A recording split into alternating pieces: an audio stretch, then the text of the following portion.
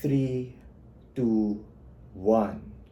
Mr. Speaker, ladies and gentlemen, in many failed economies all around the world, like what we see in some parts of Africa and some parts of the Middle East and Latin America, we have a couple of similarities.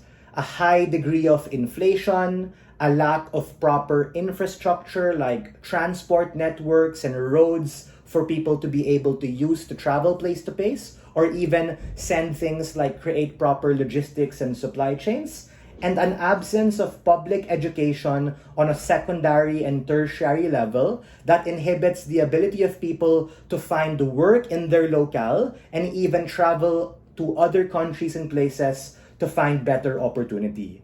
The common denominator with all of these issues is a lack of capital inflow.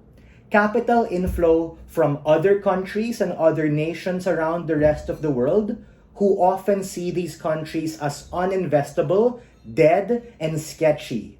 We think that this particular idea of liquidity is hinged on capital inflow and is particularly important in order to lubricate the gears of the economic system to be able to make this country less crappy and hopefully have a better future. This is an actor motion with an embedded policy that is about choosing one loan structure over the other. I know it's kind of complex, but let me mech it out. Here are a few features of our model. Number one, this debate is not a simplistic one of short-term food security or long-term growth and development. It's uniquely about the loan structure in order to set them up for success in the medium to long term, to make them less of a failed economy or hopefully be able to have economic resuscitation, which motivates our side of the house in order to set them up for a better and brighter future. Number two, on both sides, we have to assume a degree of competence and motivation. Because I don't want this debate to devolve into this whole, they're corrupt, they have a failed government, everything's not gonna work, because opposition also has to be charitable to understand that if they clash on that level, then on both sides we're kind of screwed. So for the best possible debate, we all have to operate on a sense of motivation and capacity to be able to make things better, and it's a matter of making clear trade-offs on this economic structuring. The third is, let me mech out how food security and short-term interest, the usual Maslow's hierarchy, can still be done on opening government even without these short-term consumer loans. A, relying or using foreign aid, of which we can say we have an abundance often status quo or a capacity to be able to get from other countries and other nations. For instance, the World Bank, the IMF, the UN, other existing trade partners and trade blocs who very much are willing to help give you aid in the short term. B, current cash reserves of your central bank, which are often denominated in US dollar, we're very much willing to liquidate and sell those savings in order to do things like fund our day-to-day needs to be able to feed and house people. And C, at the worst case, the ability to print more money if we have to in order to be able to cover these short-term needs. I recognize the trade-off we're willing to make is inflation, but as I'm going to prove to you later on in my speech, inflation is something that happens on both sides. On our side, it might be worse, but the nuance to why we want long-term loans is to be able to create a capitalist incentive structure that ironically allows us to be able to beat inflation later on and serves as a capacity to break free from being reliant on aid. So it's like we take one step back to be able to take like 3 steps forward, given the need to have economic resuscitation. If any of that was unclear, I can take a POI to clarify. Opening, 1, 2, 3. Closing, 1, 2, 3. Beautiful. I'll ask again later. No worries. What is my argument? As I've kind of been arguing in my setup as well.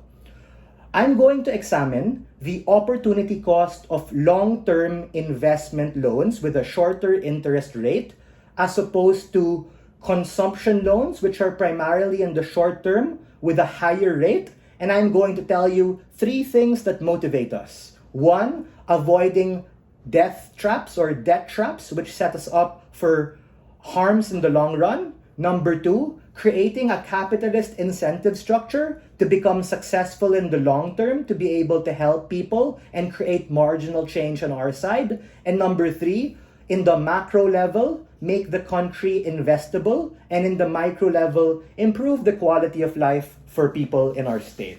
The first layer of analysis here is taking a look at how these consumption-oriented loans, which are short-term focused but with a high interest rate. At best, this creates an illusion of effectiveness and gives you this short-term comfort because, yay, we're able to have more food or we're able to have more imports, etc. But the problem, not just with buying this, but the problem with taking on debt for this is the longer-term high interest rate burden.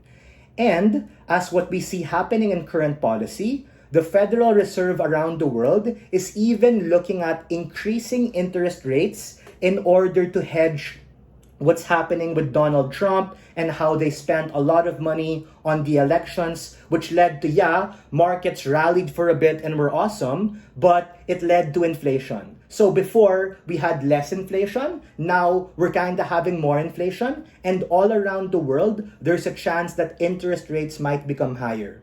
What does this do to your consumption-oriented loans? It puts a lot of stress on the economy and on the government to have to pay it back. And the worst case is that you're going to have to default on those loans. And this creates a vicious cycle to the bottom. Wherein, okay, you're able to feed people, but you're not able to dig your country out of their situation. And that's exactly the problem we see in status quo, wherein this country is in a failed economic state precisely because for the past decades, they've just been doing a lot of these consumer loans. It's high time to have the comparative of investment-oriented loans, even if it takes long, in order to properly stress test their economy and be able to bolster them up for a better and brighter future when they have access to industries, networks, and a capacity to be able to be investable. And for all of these reasons, we are very proud to open this debate and stand inside government.